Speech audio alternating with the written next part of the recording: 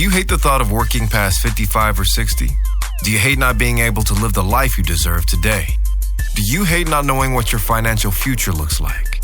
It's time to stop doing what you hate. Here's your host, Mr. Harold Green.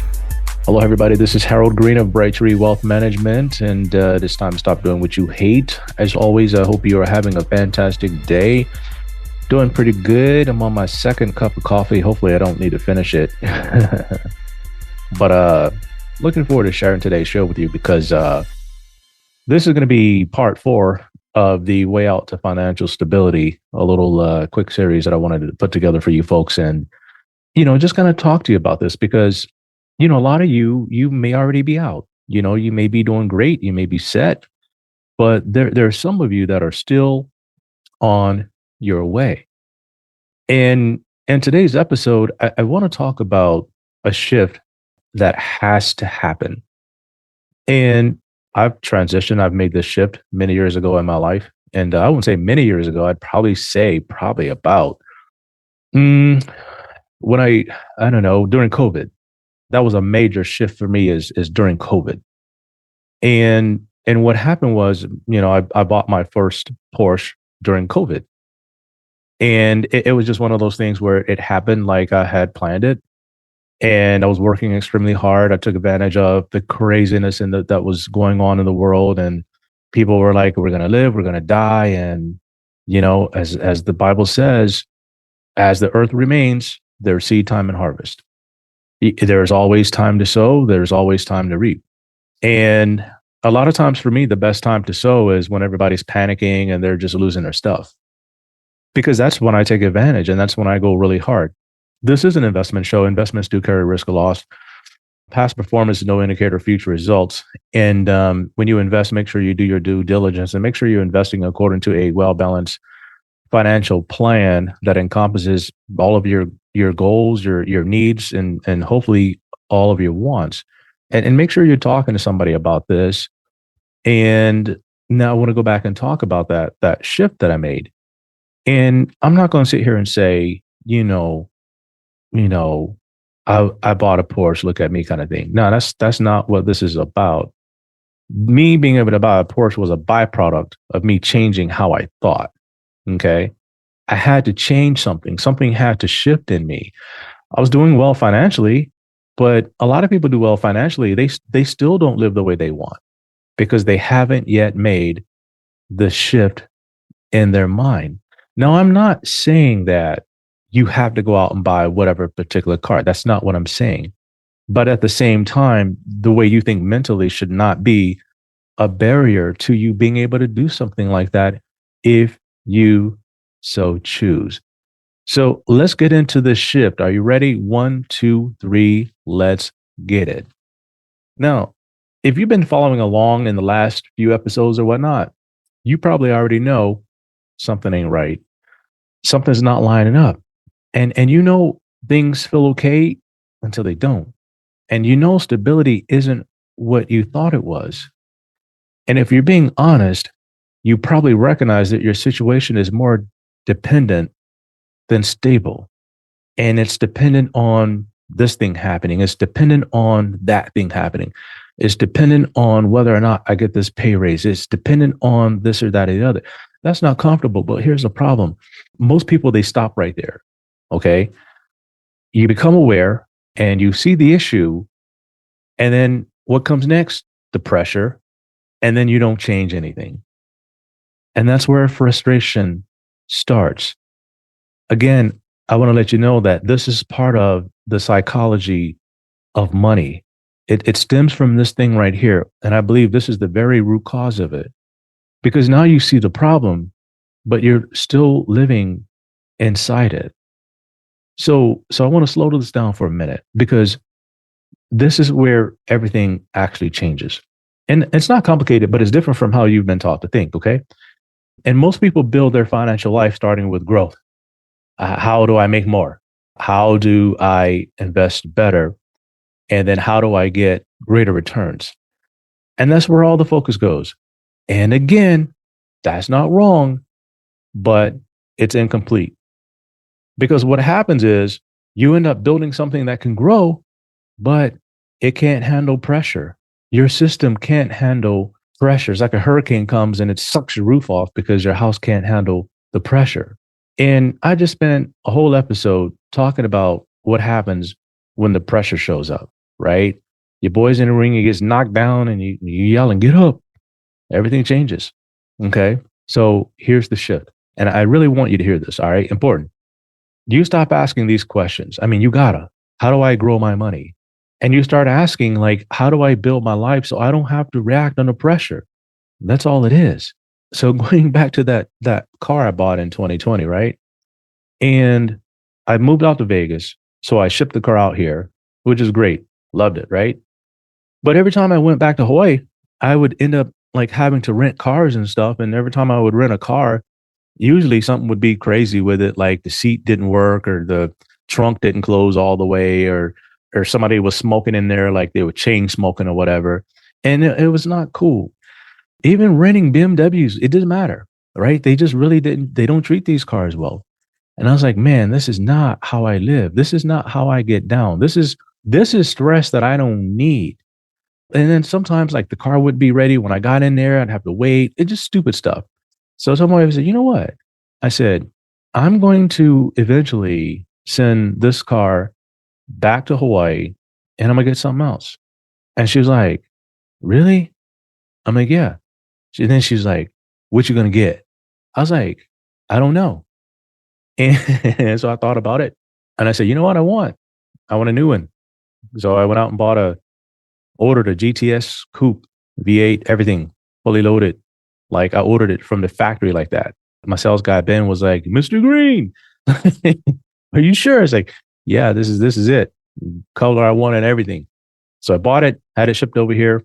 And well, they shipped it over here. That's what they do from Germany. And, you know, I had two Porsches, right? One, and I said, okay, I'm going to send the other one back. So I shipped the other one back to Hawaii. And then guess what happens, right? If you don't drive a Porsche, the battery dies. And the batteries are like $2,500. Okay. I wasn't tripping about it. It was just a waste of my time. You know, $2,500 is a lot of money, yes, but my time is more valuable than that. So I said, okay, now I'm going back to Hawaii again. And the battery died. I was jumping the car everywhere I go because, you know, we're busy. My wife has a car, I have mine. And I was like, okay, maybe I should just Uber or whatever. But I said, you know what? I'm just going to take it to Porsche and get another battery, right? So I took it down there and no batteries. Porsche, no batteries on the island. They had to order the batteries from wherever. So I made an appointment a month later. So I'm going to go back, have them fix the battery. So the question I asked myself is this: do I want to be flying back to Hawaii every month just to start my car? Or do I want to bother my neighbors about starting the car? And what do I want to do? So I have three options. I can either sell the car back to Porsche once they fix the battery and then take that money and buy something different. Or I could go back to renting, or I could do Uber everywhere I go, which I kind of don't want. So I have an idea of what I want to do. Can I afford it? Yes. Can my plan handle it? Yes. So therefore, I don't have pressure. And that's it. That's the shift. And it sounds simple, but it's not how people actually think. Growth feels like progress. Structure feels like slowing down. Growth feels exciting, but structure, it feels boring. But in reality, structure is what allows growth to actually matter. You're growing within a strategy. And if you're growing in a strategy, then it's not luck.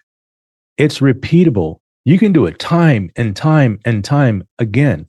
Like when that pitcher throws that curveball to a certain, you know what it looks like. You've hit that ball, you know what it is. Okay. And it's repeatable. All right. Let me explain it this way. You've got to hear something more than once for it to stick with you. And imagine building a house. And most people start thinking about how big they want it. What is it going to look like? And then how fast can they build it? Like, when are you going to get my house done, man? But they don't spend enough time thinking about what happens when something hits this thing, like wind, rain, time, pressure. Because when those things show up, the house tells the truth. Okay, this house out here in Vegas, we bought it and stuff, and, you know, designed well and stuff like that. But they did a crappy job installing the roof. And this house is probably 4 years old now. And the shingles on the roof are these tiled shingles and they're heavy.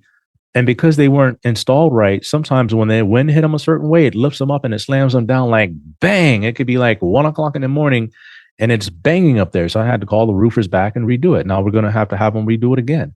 But I didn't know any of that when I bought this house. Okay. I didn't think about that. I just thought, hey, this thing is built well. It should be good. But can we handle it? Yes. Now, the same thing with your financial life. You build something that looks impressive, but if it can't handle pressure, it ain't stable. Now, here's where I get pushback because they feel like they don't have time to do this. Harold, I'm busy. I've heard that like a lot. Stuff don't get done. I'm busy. I was busy.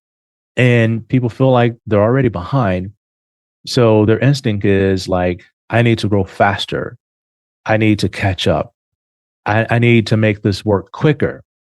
And that instinct is what keeps them stuck. And this is what I'm going to tell you. I have people come in and they're like, is it too late? Is it too late? I need to catch up. I need to catch up. What really is the truth is their plan is jacked up because they'll say they need to catch up and I'll start making trades in their portfolio that are risky to get them caught up. As soon as something happens, soon as the market turns, now they're reassessing their whole entire life.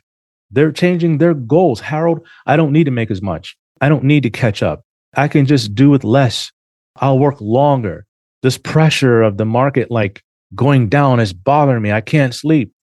And I'm like, okay, then you were very dishonest when we were building your plan in the first place. Everything looked good when things was going up.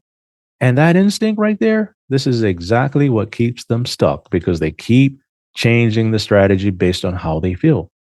Here's the thing, okay? Because now they're trying to build speed on top of instability. The plan is already, it's not on a solid foundation. They were dishonest in what they really wanted because a lot of times the psychology of money, people don't know what they want. They think they want this one day and tomorrow they don't. And eventually that's going to show up. It always does. And let me bring this into real life for just a second, because I see this all the time, right? People making great money, doing all the right things, and yet everything still feels tight. Not broke, not struggling, but tight. Decisions, they feel heavy, and big purchases require thinking, and markets, when market moves, it affects their confidence, and income fluctuations, they create stress, and they can't quite explain why. But the reason is simple. Their money isn't structured to support their life. And here's a sad truth. A lot of people don't even like balance their checkbook. We have this thing called e-money, and we're trying to make sure our clients keep it up to date. But as long as they got enough to pay things, a lot of them, like, they don't even care. They don't update it. And then when something blows up, it's like, Harold, I didn't do this. Like, is your plan up? Is your e-money up to date? Is your expenses up to date? No. Then what are we talking about here, right? I can give you advice on what we can do, but how is that going to affect your situation long term? Well, we'll figure that out later. I was like, no. We need to figure that out like right now. So slow down, let the pressure subside, like let this feeling, like just let it soften a little bit. All right. So here's the thing. The money isn't structured to support the life. It's just growing, but it's not structured. And growth alone doesn't create stability. Your plan does. So let's talk about what actually does. I'm not going to turn this into some kind of, framework, because that's not how I like to explain it in real life. And I'm going to explain it the way I would if you're sitting across from me. I want my shows to be like you're sitting in a room with me and you gave me a cup of coffee and you gave me a topic and you said, go. And I'm going to talk about that topic for an hour. I'm going to tell you everything I know about that topic for like a whole hour. I'm going to bring in my experiences about that topic. I'm just going to go. And you need three things in your life financially. You need something that doesn't move, something that's stable. You need something that pays you, and you need something that can grow. All right, that's it. That's it. But here's the part that matters most, the order, okay? Because if you start with growth before the other two are solid, you're going to create pressure. And once pressure shows up, man, you back in the same cycle, right? You back to reacting on things. You're back to second guessing. You're back to trying to time things. You're back to feeling like you got to do something, right? And let's slow it down again, because this is where most people miss it. And if your foundation isn't solid, everything you build on top of it, it feels unstable. That's why I tell people, like, when you're sitting down with me, be honest, right? If your spouse is sitting there and she's saying stuff you don't agree with, who cares? Just get it on the table. It's like marriage counseling. Put it out there, right? Going to feel unstable even if it's growing, even if it's working for a little bit. Still feels fragile. It doesn't feel complete. And that feeling is your signal, not your imagination, but like it's like your trigger. So let's bring this back, all right? Not in theory, but in your actual life. And if you look at your situation right now, where is your stability coming from? Is it coming from the structure of the plan that we built? Or is it coming from the euphoria of your portfolio going up and looking good right now? Or is it coming from things continuing to go right, things going right? Because right there, those are two different positions. And this is where everything starts to change. When you stop relying on conditions and start building structure, because structure does something important. All right. I would say a foundation. Okay. It removes urgency. Okay. And when urgency goes away, you think differently, you act differently. Like you see the thing go down and like, you got to do something. Like, so what you going to do? I'm going to call Harold and I'm going to say, change this thing, like fix it. It's not working the way I want. Right. No, we don't need that. All right. We want the urgency to go away. So you think differently. And when you think differently, you act differently. You make better decisions because you're not forced. And at the end of the day, this whole thing comes down to one word. And this is one word that everybody it's control. Okay. Everybody has to feel like they're in control. Not control in a micromanaging way, control in a I'm not forced into decisions kind of way. I'm cool. I'm good. I'm cool, calm, collected.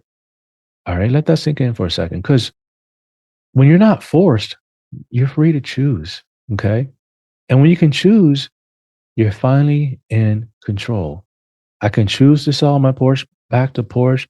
I can choose to sell it to somebody else. I can choose to, keep driving it and put a trickle charger on it to see if that works or not. I got options that I can choose from. I ain't stuck. So here's what I want you to think about after this episode. Not like how my portfolio is doing, not like your account balance, not like how things look on paper, but how is your life actually set up? Is it built to handle pressure, or is it built assuming like things will go right, things are going right now, and they'll stay like that, right? Because one of those is going to keep you stuck. And the other one, it gives you a way out. And in the next episode, we're going to talk about what financial stability actually feels like, because most people have never experienced it. They've experienced moments of relief, like it feels good right now, but not real stability.